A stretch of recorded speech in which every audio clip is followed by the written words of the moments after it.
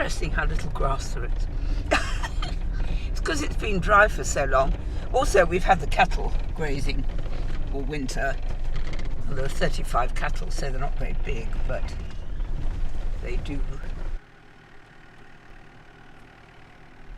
Oh, and then we had somebody's sheep in over the winter because otherwise we end up having too much grass, and we're not allowed to cut some of the fields until mid-July.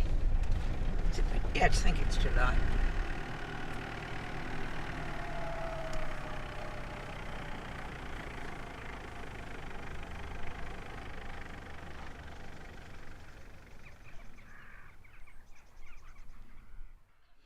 Well, we're milking about 100 to 120 goats. Can call them the League of Nations because there are many different shapes, sizes and colours.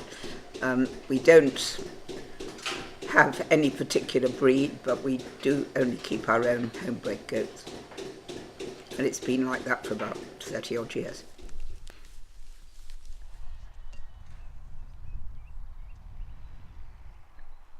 I know the old dairy farmers used to say, oh yes, when the cow goes in that field, you know, the cheese changes.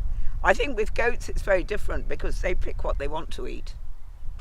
They don't just graze the field, they go around selecting.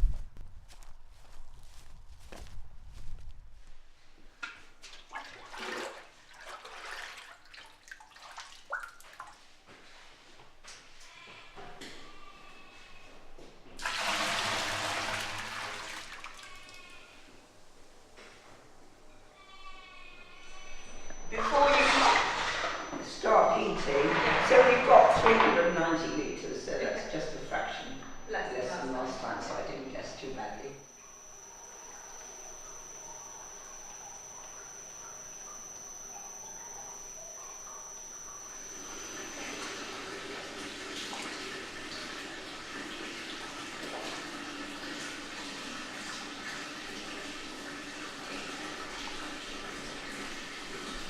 The water is supposed to be 50 degrees, can you see? And you could adjust a little bit.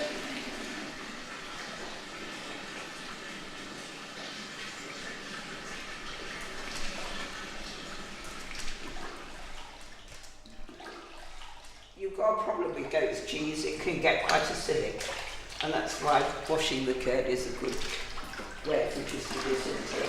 And then there was our little friend in Ireland, Luke Van Kampen, who made a rather nice goat's cheese called Crogan. And I went to Ireland with Randolph, but his wife didn't let me see what he was doing in the cheese room. She was very friendly otherwise.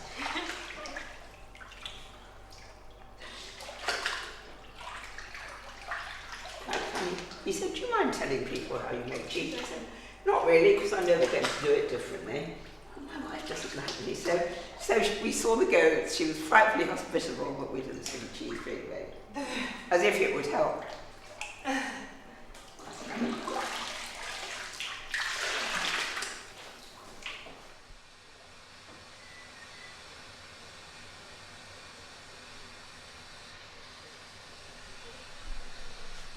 pretty amazing to have her teach you. I only work here 2 days a week, so sometimes I get a bit like it's hard to know like what's been going on and then you're forced to do. But yeah, it's really she can tell when the cheese is ready. Her knowledge is so intuitive that it's kind of hard to pass on, I guess.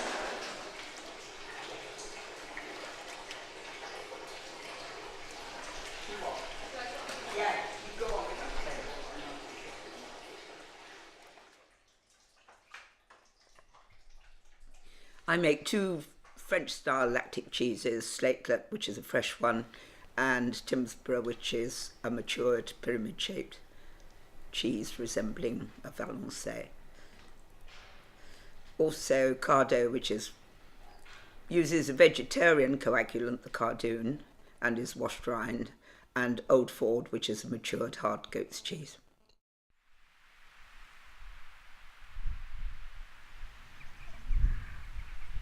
Well, apart from the goats, we have pigs, which we feed away from the goat's cheese to, and variable numbers of beef cattle. It's all grassland. I was an archaeologist, and then I worked in a museum in Germany, cataloguing early scientific instruments. And then I was at the Holborn Museum in Bath. And then I left the Holborn Museum and started getting involved with farming, knowing nothing about it.